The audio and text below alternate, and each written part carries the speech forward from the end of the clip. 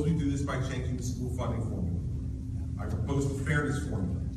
Equal funding for every child in New Jersey. Now, if we were to take the amount of aid we send directly to the school districts today, as we mentioned earlier, if you're keeping up with the numbers, $9.1 billion proposed in this budget, and send it equally to every K-12 student in New Jersey, each student would receive $6,599 from the state of New Jersey and its taxpayers. So let's start off here first, because this will get mischaracterized in a bunch of ways, I guarantee you. We are not talking about cutting aid a dollar. We are not talking about reducing aid that we send to K-12 education a dollar anywhere in the state. This is not a budget cutting proposal. This is a budget reallocation proposal based upon fairness to children and the families of this state. Every child has potential. Every child has goals. No child's dreams are less worthy than any other child's. No child deserves less funding from the state's taxpayers. That goal must be reached, especially after watching the last 30 years of failed governmental engineering, which has failed families in the 31 SDA districts and taxpayers all across the state of New Jersey. What would the effect of this change be for school aid in New Jersey?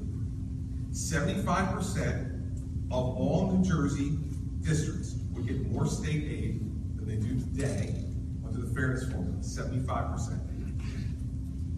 That is how fundamentally unfair the current formula is to students and to taxpayers. And it is unfair in every part of the state. So let's take a little tour. We'll start in Margate, one of my favorite towns, the Hidden Dunes.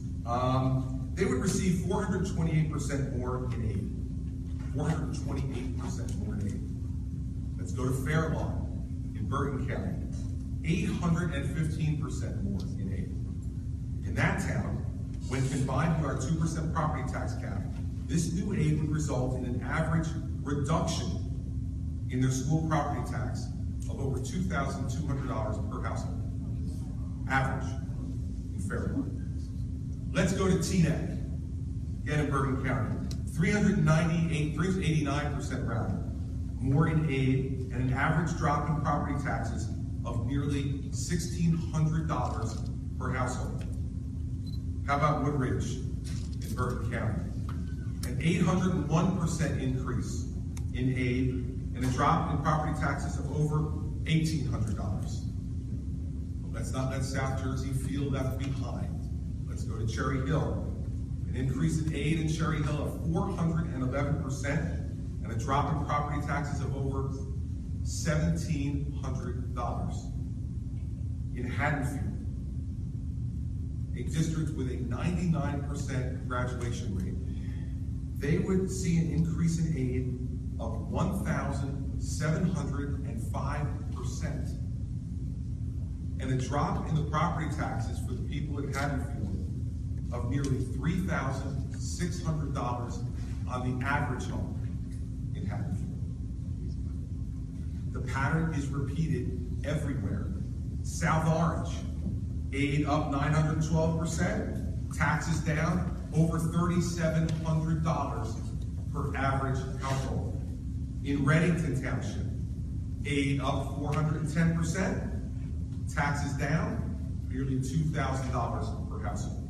In Robbinsville, aid up 666%, taxes down over $2,600 per household. In Freehold Township, aid up 153%, taxes down over $1,500 per household. Chatham Township, aid up 1,271%, taxes down over $3,800 per household. Wayne, New Jersey, aid up 1,181%, taxes down over $2,100. All over the state, we slay the dragon of property taxes by implementing the fairness formula. For the first time in anyone's memory, property taxes would be plummeting, not rising. And all through valuing each child and their hopes and dreams